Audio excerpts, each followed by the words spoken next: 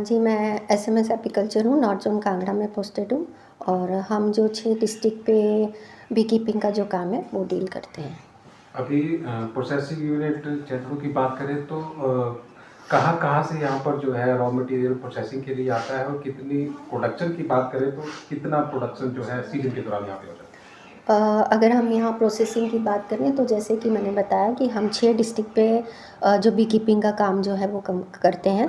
तो हमारे पास जो गवर्नमेंट बॉक्सेस जो हैं, वो लगभग 800 बक्से हैं, जो मेरे पास बी कीपर्स हैं, बी कीपिंग स्टेशंस हैं, कुल्लू में हैं, हमीरपुर, ऊना, जो 6 डिस्ट्रिक्ट मैंने बताया आपको, चंबा और लाहौल। इनमें 6 डिस्ट्रिक्ट पे जो हमारे बी कीपर्स बैठे हैं, उनमें लगभग 800 बक्से हैं, जो सीज़न के साथ माइग्रेट करके शहद इकट्ठा करते हैं। और ये हमारा जो चैत्रू जो है, ये कलेक्शन सेंटर है। यहाँ पे हमारे अपने जो बी कॉलोनीज़ हैं, उनका शहद हम यहाँ पे इकट्ठा करते हैं और प्रोसेस करते हैं। और इसको प्रोसेस करने के बाद जो हमारा गवर्नमेंट रेट है, वो 320 रुपया पर केजी है, जिसके हिसाब से आप ले सकते हैं अगर प्रोसेस्ड है। अगर रॉ लेना है तो उसकी भी फैसिलिटी हमारे इस कलेक्शन सेंटर में है। कोई अगर इंटरेस्टेड है तो 10 किलो से ऊपर अगर वो रॉ लेना चाहता है, 10 किलो मतलब वैसे तो 250 रुपया पर केजी है रॉ, लेकिन वो इकट्ठा लॉट उठाता है अबव 10 केजी, तो उसको हम 200 रुपया पर केजी के हिसाब से 40, 50, 100 किलो जितना भी उसको चाहिए वो हम दे सकते हैं। जैसे मैंने बताया, ये हमारा प्रोसेसिंग यूनिट है। तो हमारी गवर्नमेंट की जो हमारी अपनी बी कॉलोनीज़ है, उसका तो हम हनी प्रोसेस करते ही करते हैं। लेकिन अगर कोई प्राइवेट फार्मर, जो जितने भी बी कीपर्स हैं, जो हनी बी कीपिंग का काम करते हैं, अगर उनको भी ये फैसिलिटी दी चाहिए तो सरकार द्वारा यहाँ पे वो भी प्रोविज़न रखा गया है कि 8 रुपये के चार्जेस के हिसाब से वो यहाँ पे अपना शहद प्रोसेस करवा के अपने बर्तन में ले जा सकता है। जिस तरह से ऑफ सीजन जब रहता है तो जो मधुमक्खियाँ हैं उन्हें कहाँ माइग्रेट किया जाता है? जैसे कि मैं ऑफ सीज़न, अभी मैंने कहा कि आजकल हमारी मक्खियाँ जो है मस्टर्ड एरिया जो है, हरियाणा, राजस्थान, वहाँ गई हुई हैं, क्योंकि यहाँ पे हमारे पास फ्लोरा नहीं है। तो जब ऑफ सीज़न होता है तो हम मक्खियाँ यहीं, ऑफ सीज़न मतलब एग्जैक्टली कंप्लीटली ऑफ तो नहीं होता, थोड़ा बहुत होता ही होता है। तो बी फ्लोरा यहाँ पे जब भी थोड़ा बहुत जैसे भी अवेलेबल होता है, वैसे वैसे हम मूव करते हैं।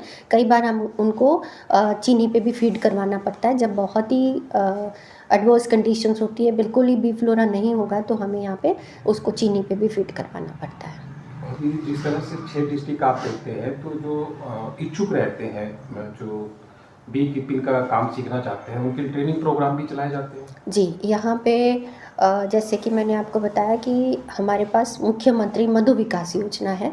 तो इसके अंतर्गत हम जो हैं बी कीपिंग का जो भी काम करते हैं, उनको सब्सिडाइज़ भी करते हैं। जैसे थोड़ा-सा मैं बता दूँ, अगर 50 बक्से अगर किसी ने रखे हों और वो काम करेंगे, तो उनको हम 1,76,000 रुपए सब्सिडी देते हैं।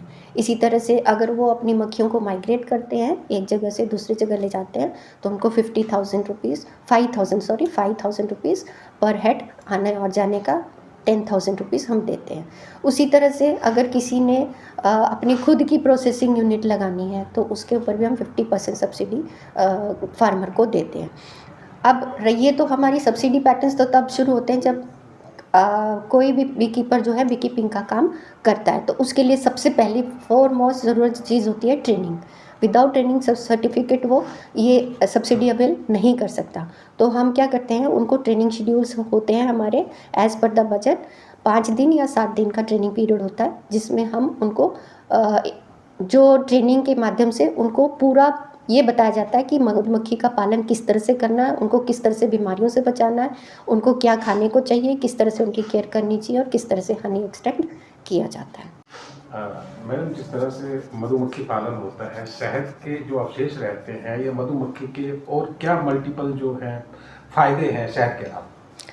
बी कीपिंग से जुड़ा हुआ जो है, लोगों का कंसेप्ट होता है कि बी कीपिंग सिर्फ मधु पालन ही है, मधुमक्खी ही पालते हैं।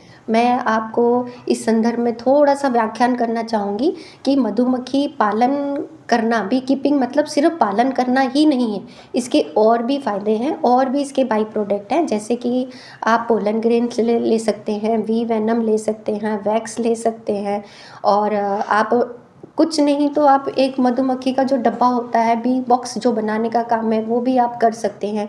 वैल्यू एडिशन में इसमें बहुत ज़्यादा आजकल जैसे आप देखो कि मोस्टली हनी जो रिप्लेस हो रहा है, शुगर के साथ हनी को रिप्लेस किया जा रहा है। चीनी में, दूध, कॉफ़ी में लोग मोस्टली प्रेफ़र कर रहे हैं कि हनी लें। इवन जैम्स और दूसरी जगह पे ब्रेड में लगाकर उसको भी वो लोग हनी की तरह यूज़ कर रहे हैं। तो अगर फार्मर बी कीपिंग लेकर ये ना सोचे कि मैंने बी कॉलोनी ही पालनी है, उसके अलावा वो चाहे तो एक अपना एनजीओ या एफपीओ बनाकर, एक ग्रुप बनाकर उसमें वो कलेक्शन भी कर सकता है, क्योंकि कुछ लोग बी कीपिंग मधुमक्खी पालन का काम कर रहे हैं, कुछ लोग शहद इकट्ठा करके उसको मार्केटिंग का काम भी कर सकते हैं, तो उससे भी वो आजीविका अपनी बना सकते हैं। फिर जैसे कि मैंने बताया पोलन ग्रेन है, पोलन ग्रेन जो है रिचेस्ट सोर्स ऑफ प्रोटीन है, जो आजकल की जनरेशन में मोस्टली जो प्रोटीन की रिक्वायरमेंट है आफ्टर जिम, अगर वो पोलन ग्रेन का कलेक्शन करके उसको भी सेल आउट कर सकते हैं, वो भी एक आजीविका का साधन है। तो इस तरह से सिर्फ मधुमक्खी पालन ही एक और शहद इकट्ठा करना ही एक जरिया नहीं है आजीविका के लिए, इसके साथ जुड़े हुए और भी कई कार्य हैं जो आप कर सकते हैं।